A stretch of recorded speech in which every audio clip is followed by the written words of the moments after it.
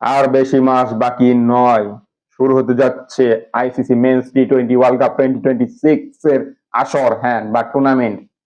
হ্যাঁ, মোট 20টি দল অংশগ্রহণ করবে।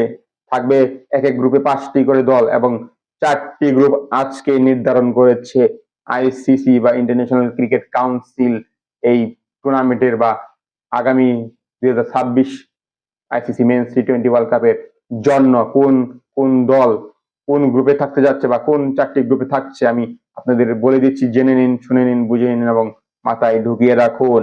হ্যাঁ, গ্রুপ এ থাকছে হচ্ছে ইন্ডিয়া, ইংল্যান্ড, আয়ারল্যান্ড, নামিবিয়া এবং কানাডা। হ্যাঁ, এই 5টি দল গ্রুপ এ তে লড়তে যাচ্ছে। তার মধ্যে 2টি দল উঠবে বা সেকেন্ড রাউন্ডে বা সুপার 8-এ যাবে।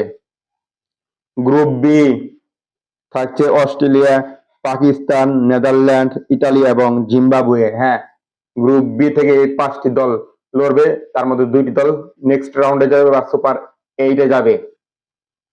গ্রুপ সি তে রয়েছে নিউজিল্যান্ড, সাউথ আফ্রিকা, ওমান, তারপরে রয়েছে শ্রীলঙ্কা আর ইউএসএ। হ্যাঁ, এই 5টি দল রয়েছে।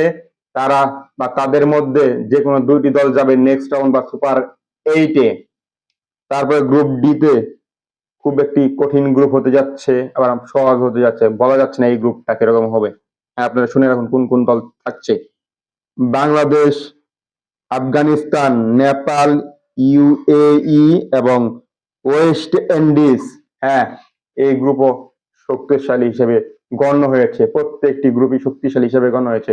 হ্যাঁ, এই 4টি গ্রুপে 20টি দল, এক এক গ্রুপে 5টি করে দল অংশগ্রহণ করবে। তার মধ্যে 4টি গ্রুপ থেকে 2টি করে দল উঠবে বা সেকেন্ড রাউন্ডে কিংবা সুপার 8-এ যাবে এবং তার মধ্যে 4টি খেলবে হচ্ছে সেমিফাইনাল এবং 4টি থেকে 2টি বাদ গিয়ে এবং লাস্ট 2টি বা 2টি দল খেলবে হচ্ছে ফাইনাল।